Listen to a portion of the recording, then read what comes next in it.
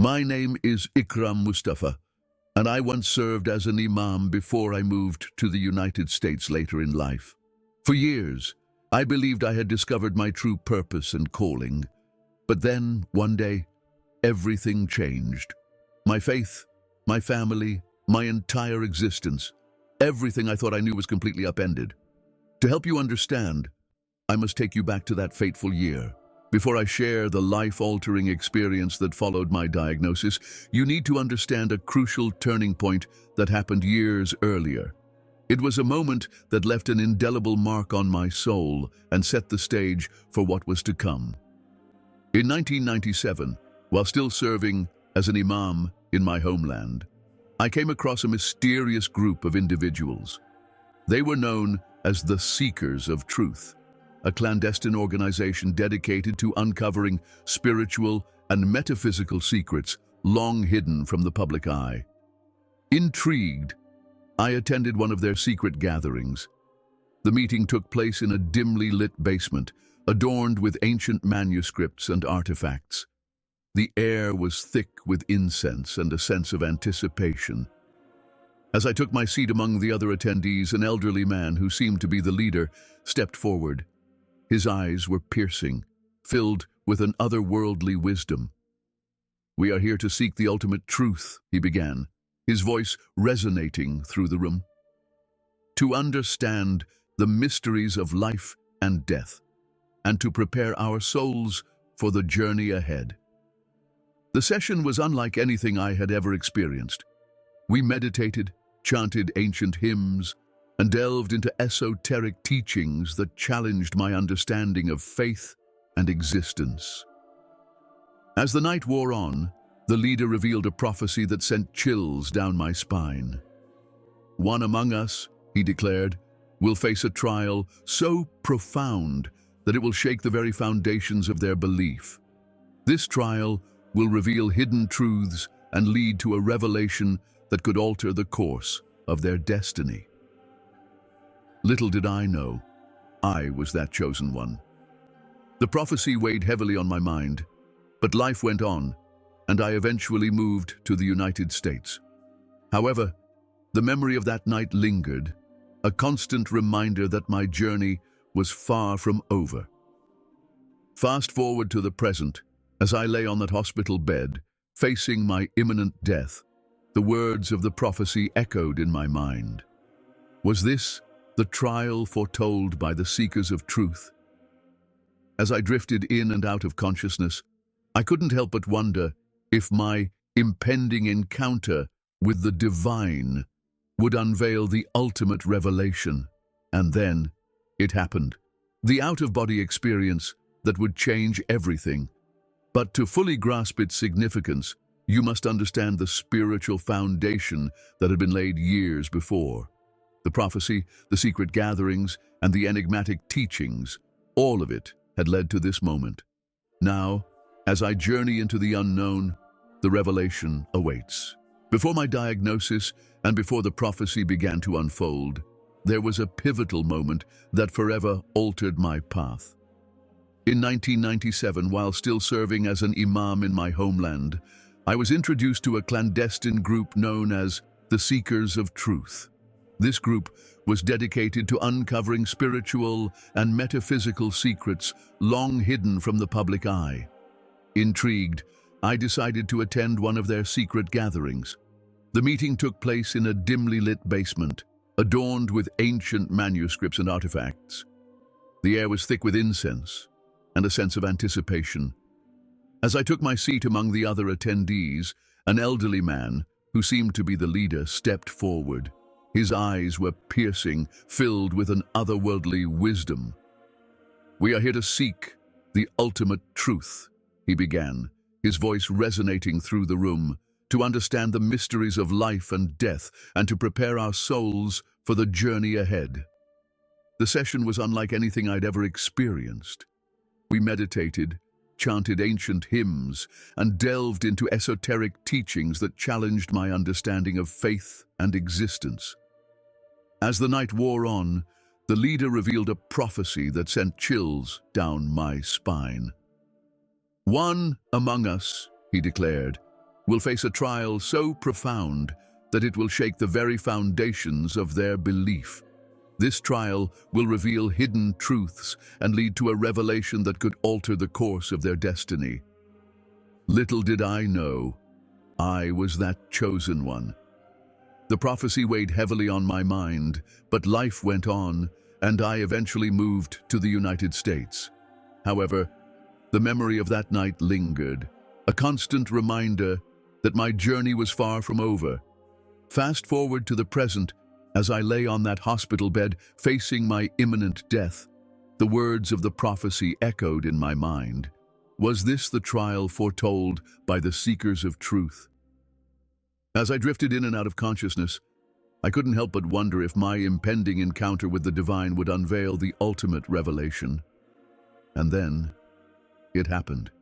The out-of-body experience that would change everything. But to fully grasp its significance, you must understand the spiritual foundation that had been laid years before.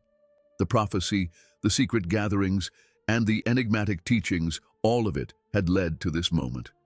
Now, as I journey into the unknown, the revelation awaits. As the prophecy weighed heavily on my mind, I sought solace and understanding. It was during this period of introspection that I encountered a media group dedicated to unveiling spiritual truths, the Cosmic Seekers. They were a collective of researchers, journalists, and spiritualists who produced documentaries and articles about mystical experiences and metaphysical phenomena. Intrigued by their work, I decided to reach out. Our first meeting was held in a nondescript office, its walls lined with bookshelves filled with esoteric texts and equipment for recording and analyzing paranormal activities. The group welcomed me with open arms, eager to hear my story and share their insights. As I recounted my experiences with the seekers of truth and the prophecy, their eyes widened with interest. "We believe your journey is part of a larger tapestry," said their leader, a woman named Dr. Ilara, her voice calm yet filled with conviction. "Many have had similar experiences, and we aim to connect these threads to uncover a greater truth." Over the next few months, I collaborated with the Cosmic Seekers, participating in interviews, filming sessions, and even attending their field investigations. Each encounter deepened my understanding of the spiritual realm and the hidden connections that bind us all. One day, during a particularly intense meditation session, Dr. Ilara shared a revelation with me. "Ikram," she began, her eyes locking onto mine, "we've discovered that the prophecy you mentioned has been echoed in various cultures and religions throughout history. It speaks of a chosen one who will endure a great trial, leading to a profound spiritual awakening. We believe you are that chosen one." Her words sent a shiver down my spine. The pieces of the puzzle were starting to come together, but there was still so much I didn't understand. Dr. Ilara handed me a manuscript, its pages filled with ancient symbols and texts. "This is a compilation of prophecies from different traditions," she explained. "Study it. It may hold the key to your journey." As I delved into the manuscript, I felt a deep connection to the words and symbols. It was as if they were speaking directly to my soul, guiding me toward the revelation that awaited. The Cosmic Seekers had opened a new path for me, one that intertwined with my past experiences and the prophecy that had haunted me for years. With their support, I felt more prepared than ever to face the trial ahead. Little did I know, my encounter with the divine was just around the corner.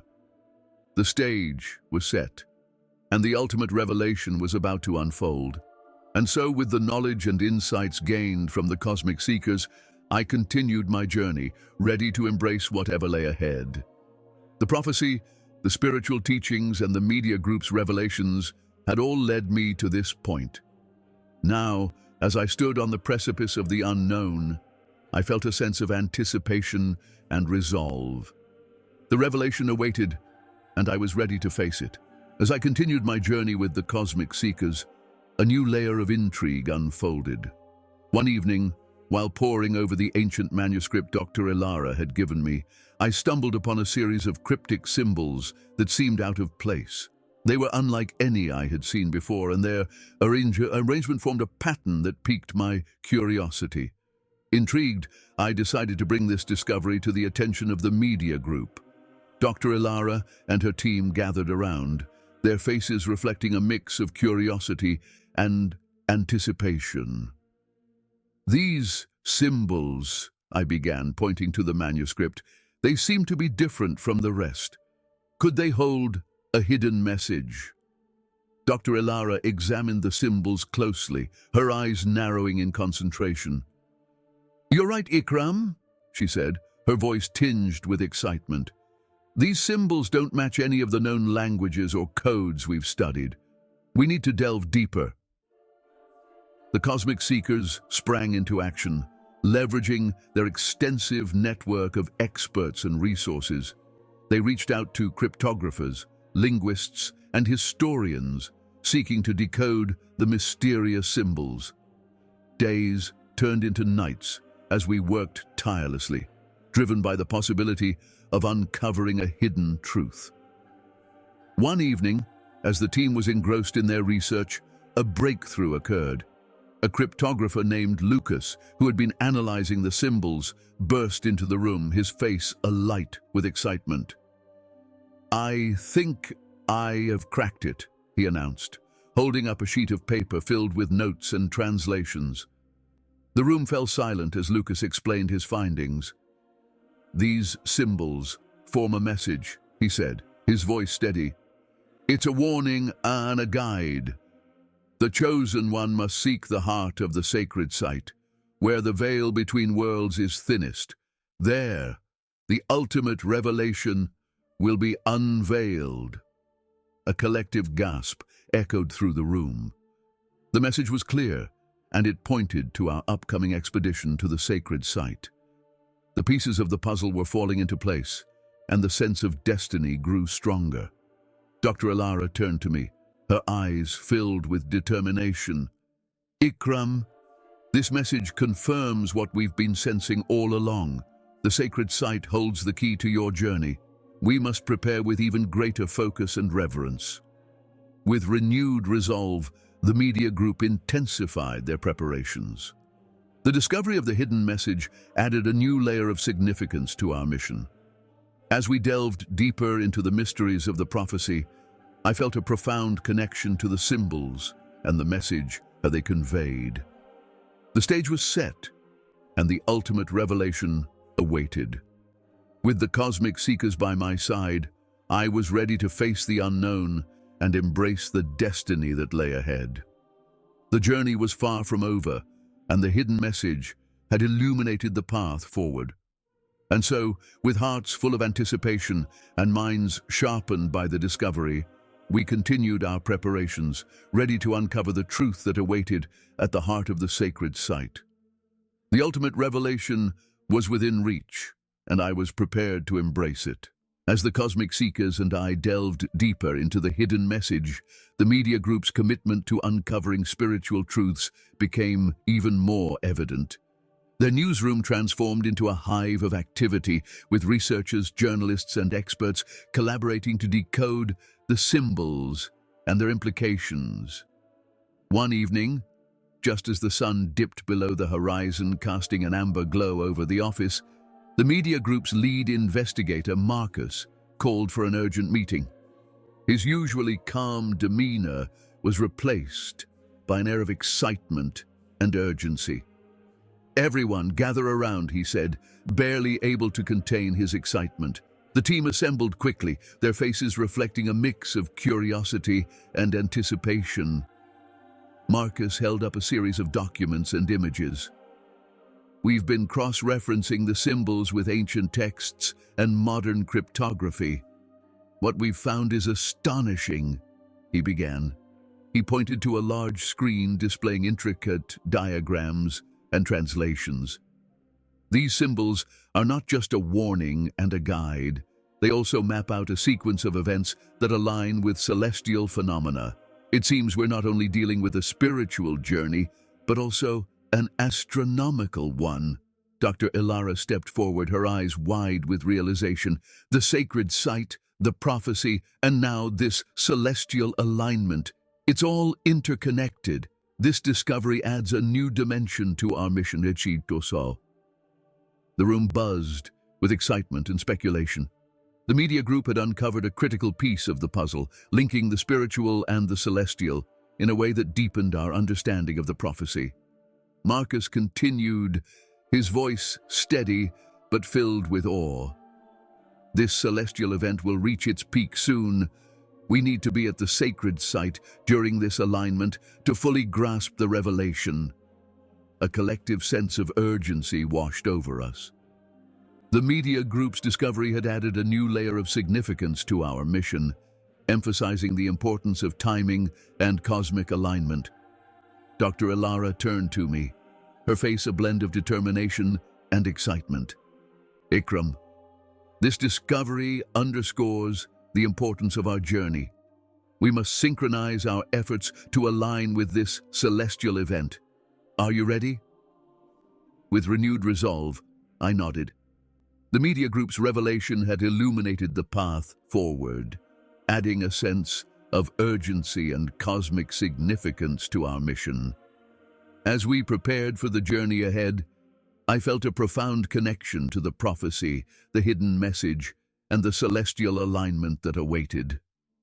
And so, with hearts full of anticipation and minds sharpened by the discovery, we continued our preparations, ready to uncover the ultimate revelation at the heart of the sacred site. The cosmos had spoken, and we were prepared to listen. Just as our preparations were nearing completion, an unexpected twist added a new dynamic to our journey. One evening, as the sun dipped below the horizon, casting a warm golden hue over the landscape, we received a call from an influential media group known as the Seekers of Truth. Their reputation for uncovering hidden realities and their commitment to spiritual truths made them a formidable ally. Marcus, the lead investigator of our team, answered the call. His eyes widened with surprise and intrigue as he listened. "They want to collaborate with us," he announced, his voice tinged with excitement and curiosity. The room buzzed with whispers and speculation. This collaboration could amplify our efforts and bring new perspectives to our mission. Dr. Ilara, always the voice of reason and wisdom, stepped forward. "This is an unexpected but welcome development. The Seekers of Truth have resources and expertise that could be invaluable to our journey." With a sense of renewed energy, we arranged a meeting with the Seekers of Truth. The following day, their team arrived at our headquarters. They were a diverse group of individuals, each with a unique background and expertise. Their leader, a charismatic and insightful journalist named Alex, greeted us warmly. "Thank you for welcoming us," Alex began. "We've been following your work closely, and we believe our combined efforts can lead to groundbreaking discoveries.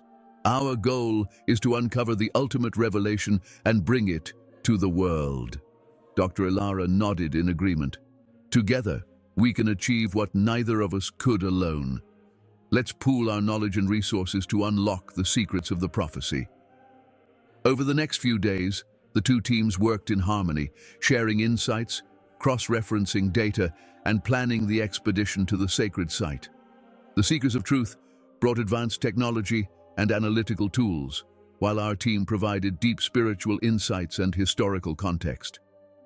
As the collaboration progressed, a sense of camaraderie and mutual respect grew among the teams.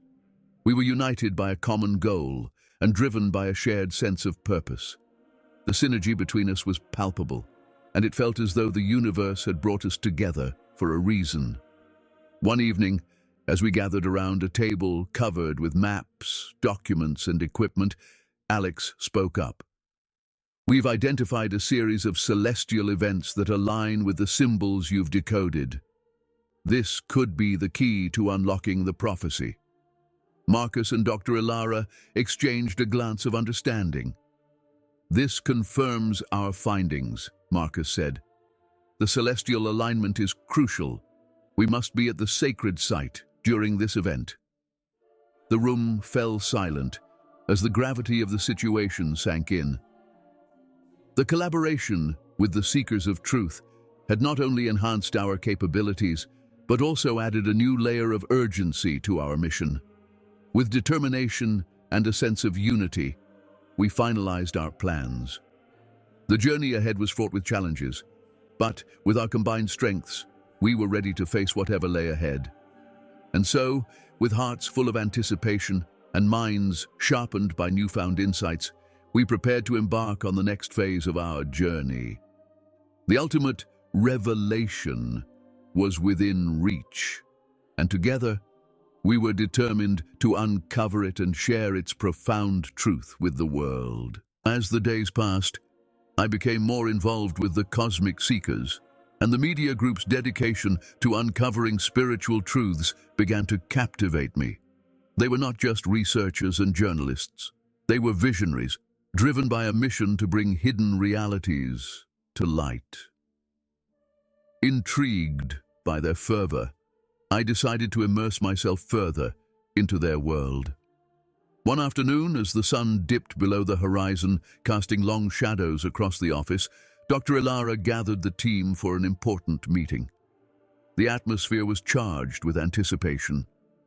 "We have been granted access to a sacred site," she announced, her voice tinged with excitement, "a place said to be the nexus of spiritual energy and revelation." The room buzzed with murmurs of excitement. This was a rare opportunity, one that could provide invaluable insights into the prophecy and my journey. "Ikram," Dr. Ilara said, turning to me, "we believe this site holds the next piece of your puzzle. Are you ready to join us?" Without hesitation, I agreed. The following days were a whirlwind of preparation. The media group meticulously planned every detail, from the equipment needed to the rituals we would perform. They consulted ancient texts, seeking guidance on how to approach the site with the utmost respect and reverence. On the day of our departure, the team gathered early in the morning, their faces a mix of determination and excitement. We loaded our equipment into a convoy of vehicles, each member carrying a sense of purpose. As we set off, I couldn't help but feel a sense of destiny unfolding. The journey was long and arduous, taking us through rugged landscapes and dense forests. Along the way, Dr. Ilara shared stories of past expeditions and the profound experiences they had encountered. Each tale added to the sense of mystery and anticipation.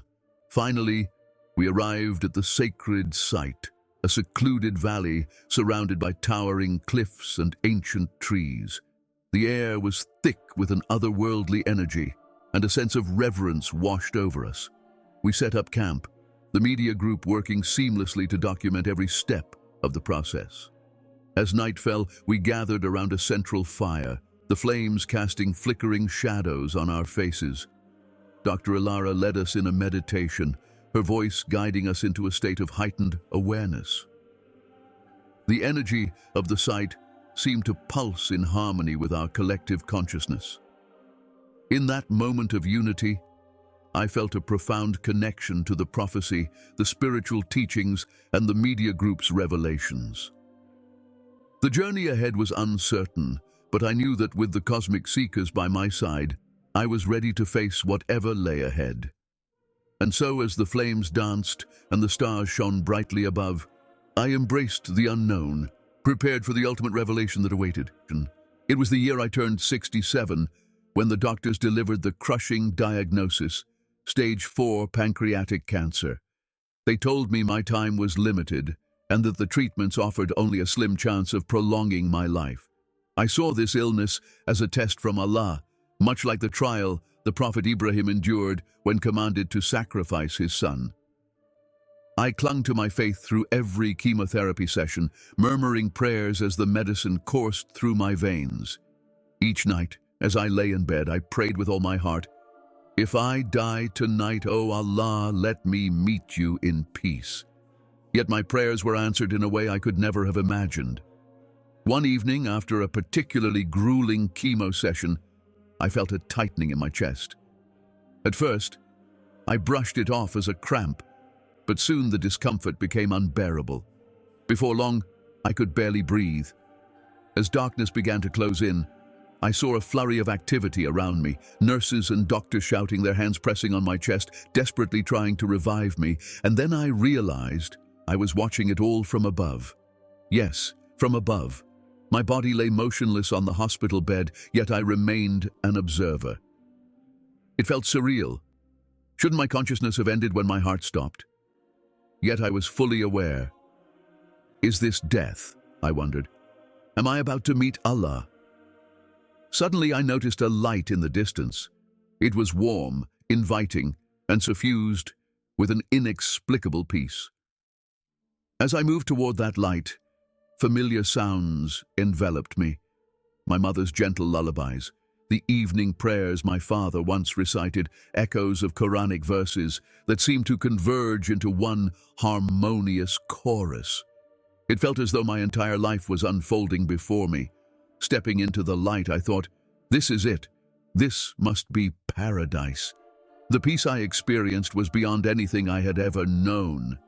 Tears streamed down my face, not from pain, but from sheer joy.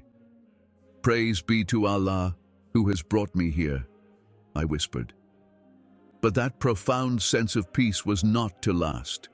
Suddenly the lush surroundings began to decay. The leaves on the trees turned black, the fruit withered away, and a putrid stench of decay filled the air.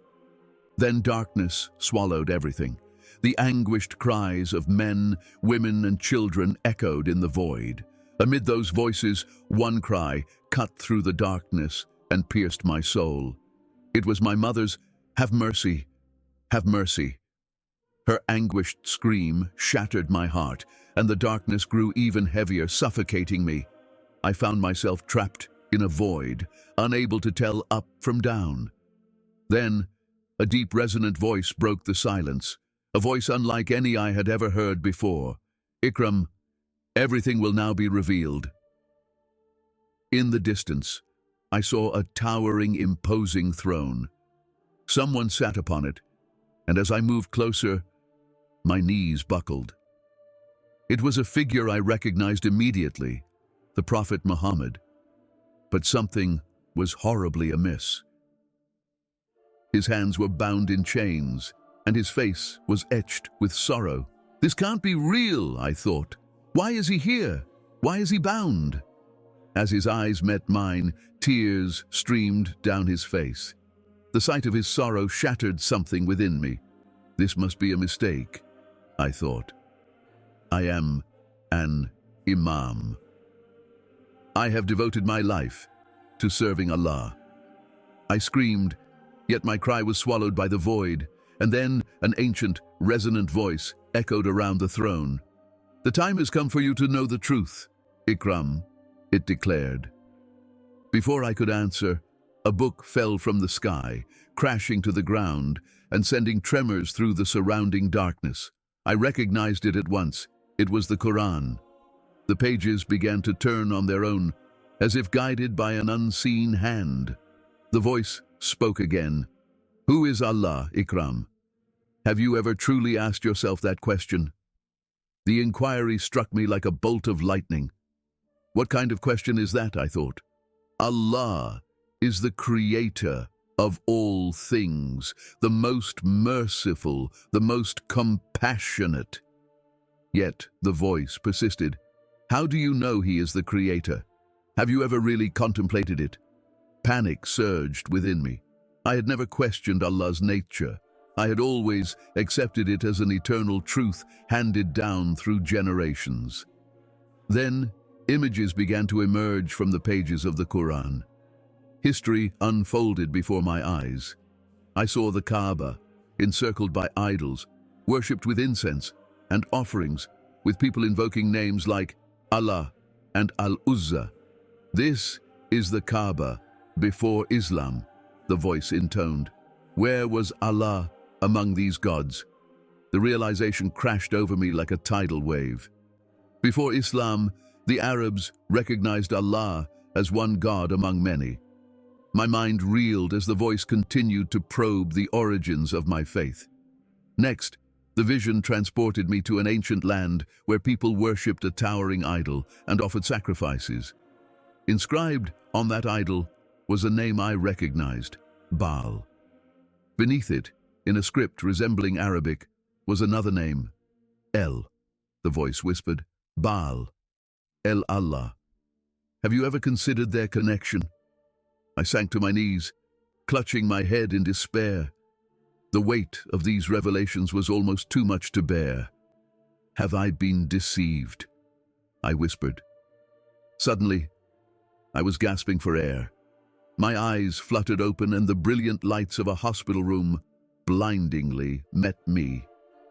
Nurses surrounded me, their faces filled with relief as one exclaimed, "You're back." But I was not the same. The images and questions from that other realm haunted me. My faith, my beliefs, everything upon which I had built my life, now lay in doubt. Days turned into weeks as I struggled to process what I had witnessed. The doubts gnawed at me, leaving me restless. Sometimes I would stare out the window, watching the world pass by, and wonder if anyone else had ever felt the same profound uncertainty that now consumed me. My wife sensed the turmoil inside me. She would sit by my side, attempting to offer comfort, but the words I wanted to say always got caught in my throat. How could I possibly explain to her what I had witnessed? One sleepless night, I wandered out into the garden. The cool night air caressed my face as the stars shimmered above. Standing beneath that vast, star-studded sky, memories of my days as an imam rushed back. I recalled the very first time I led prayers at our mosque in Baghdad, my hands trembling as I recited from the Quran. Back then, the community had placed such deep faith in me, looking to me for guidance and answers. Now I found myself with none to offer. I thought of my grandfather, also an imam, who taught me to recite the Quran when I was just 6 years old. I remembered how his weathered hands had gently guided mine over the pages as we sat together in his study with the aroma of cardamom coffee filling the air. "Remember, Ikram," he would say, "Allah's words are perfect." But now, those very words felt burdened with questions I'd never dared to ask. The roses in the garden, tended so lovingly by my wife Fatima, reminded me of our life in Iraq. We had a similar garden back home where our children would play after the evening prayers. The laughter of my children, mingled with the call to prayer echoing across our neighborhood, brought tears to my eyes. What would they think if they knew their father, their imam, was now questioning everything? I remembered the day we decided to leave Iraq. The political climate had become unbearable, and several clerics had already vanished. Fatima and I had packed only what we could carry, bid farewell to our extended family, and boarded a plane to America. The journey had been terrifying, yet we believed that Allah had a plan for us. In America, we built a new life. Our mosque transformed into a sanctuary for fellow Muslim immigrants, a place not only for prayer but also for community and belonging. I counseled countless families struggling to adapt, always urging them to return to their faith as a steadfast anchor. The irony of my present crisis of faith was not lost on me. I found my thoughts drifting to the young members of our community who had come to me with their own doubts. How often had I brushed aside their questions, insisting that faith demanded submission rather than inquiry? I remembered Sarah, a bright young woman who eventually stopped attending our mosque when her questions about the roles of women in Islam were met with harsh disapproval. Had I failed her by never acknowledging her struggles? My cancer diagnosis, which once had fortified my faith, now felt like a cruel twist. I had seen it as a chance to exhibit unwavering trust in Allah's will. The community had rallied around me, providing food for Fatima, organizing prayer circles, and even raising funds for my treatment. Yet now, The love and support I once received only deepened the sting of my crisis of faith, making me feel betrayed. One memory in particular haunted me, a conversation with my eldest son, Mustafa, just before my near-death experience. He had asked me why Allah would allow suffering if He was truly merciful. I had given him the standard explanation about divine wisdom and the fleeting nature of worldly pain. Now, as I stood in the garden, I wondered if my son's questions had been far more honest than the answers I had provided. That voice from my vision kept echoing in my mind. How do you know He is the Creator? That single question pushed me down paths I had never before explored. I began researching the pre-Islamic era, the Jahiliyyah, a period we had long dismissed as an age of ignorance. But what if there was more to the story? I found myself secretly studying ancient Semitic religions, tracing the development of monotheism and delving into the historical context surrounding the revelation of the Quran. Every new discovery felt like another crack in the very foundation of my faith, yet I couldn't stop my search for answers. My wife, Fatima, noticed the change in me. The woman who had always been my strength now watched with growing concern as I spent hours in my study, surrounded by books that would have been off limits in my former life. She would bring me tea, her hand gently resting on my shoulder, silently asking questions she was too afraid to voice. Whispers began to circulate in our community. Why was the imam no longer leading prayers? Why did he seem so troubled? Some blamed my cancer treatments, while others speculated that living in America had somehow corrupted me. If only they knew the internal battle raging inside my soul. I started having long, reflective conversations with Dr. Thompson, my oncologist, a scientist who had seen countless patients face their mortality. There was something about her quiet confidence that drew me in. One day, she shared her own story of growing up in a strict religious household and eventually discovering a different kind of faith, one that welcomed questions instead of fearing them. My sleepless nights grew more frequent as I paced our garden, haunted by the faces of those who had trusted me for guidance. Had I led them astray? The weight of that responsibility crushed me. Often, in the pre-dawn hours, I would begin my wudu in preparation for Fajr prayer, only to stop midway, overwhelmed by doubt. My youngest daughter, Amira, once found me in tears. Sharing her contemplative nature, she sat quietly beside me until at last she asked softly, "Baba, is it okay to change what you believe if you discover something new?" The innocent wisdom in her question startled me. As my cancer treatments continued, each session gave me more time to reflect. The hospital chapel became my sanctuary, not for prayer, but for the quiet it offered.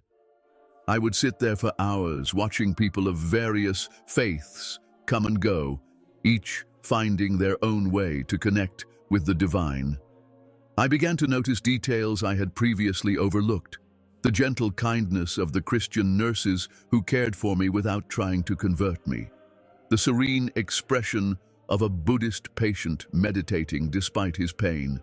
The Jewish doctor who, even on Saturdays, worked tirelessly to care for her patients, honoring her own faith. One day, a young Muslim resident recognized me from the mosque. When he greeted me with "Assalamu alaikum" in the chapel, I was overcome with shame. But instead of passing judgment, he shared his own struggles with reconciling modern science and traditional beliefs. A candidness that was refreshing in its honesty. For the first time, I no longer felt isolated in my doubts. The visions from my near-death experience, the bound prophet, the ancient voice, the crumbling paradise, began to reveal their meaning as I allowed myself to explore them. Were these symbols reflecting the limitations I had imposed on my understanding of God? The questions that once filled me with terror started to feel like stepping stones toward a greater truth. For the first time in weeks, I found a small measure of peace in the quiet of the night. Standing under the stars, I whispered a prayer, not to the Allah I had always known, but to the Creator, whoever He might be. If you are real, show me the truth, I murmured, my voice trembling. The next day, a chaplain named Father John visited me. He wore a plain white robe and carried a Bible. At first I hesitated to speak with him, but his gentle, calm presence quickly eased my fears. "You saw something, didn't you?" he asked softly. I nodded, and for the first time I opened up about my experience. Tears streamed down my face as I described the vision, the throne, the chains, and that mysterious voice. Father John listened intently and without judgment. "What about Jesus?" he asked, a question that took me by surprise. Jesus. He hadn't appeared in my vision at all. But why was that? Father John then opened the Bible and read aloud, "I am the way, the truth, and the life. No one comes to the Father except through me." John 14:6. Those words struck me deeply. Could it be that Jesus was the answer I had been searching for? In the weeks that followed, I wrestled with this question. My family noticed the change in me, and soon my community began to pull away. Yet I knew I could not turn back. One morning I walked into Father John's church and declared, "I want to know the truth." He greeted me with a warm smile. "Jesus has been waiting for you, Ikram," he said. That day I made the decision to follow Jesus. As the water of baptism washed over me, an overwhelming peace settled in my heart. The chains of doubt and fear were shattered. For the first time I felt truly free.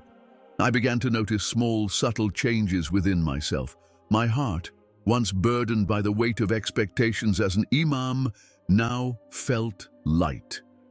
I found myself spending hours reading the Bible, uncovering stories and teachings that resonated deeply with me. The words of Jesus were full of compassion and truth. One night, as I read the Sermon on the Mount, tears welled in my eyes at the verse, "Blessed are the pure in heart, for they will see God." I had spent so much of my life focused on rituals and appearances, but now I was beginning to understand what it truly meant to seek God with all of one's heart. Today, I wake each morning with a joy I never knew before. The cancer that once ravaged my body has mysteriously disappeared, leaving the doctors baffled. I know who healed me. Every day, I open the Bible and pray, thanking Jesus for saving me. My journey has been far from easy, yet I have found a peace that transcends all understanding. I am no longer an imam. I am simply a man transformed by the grace of God. As I share my story, I hope that others who are searching for truth will find it too. I am the way, the truth, and the life. These words have become my anchor, and they can be yours as well.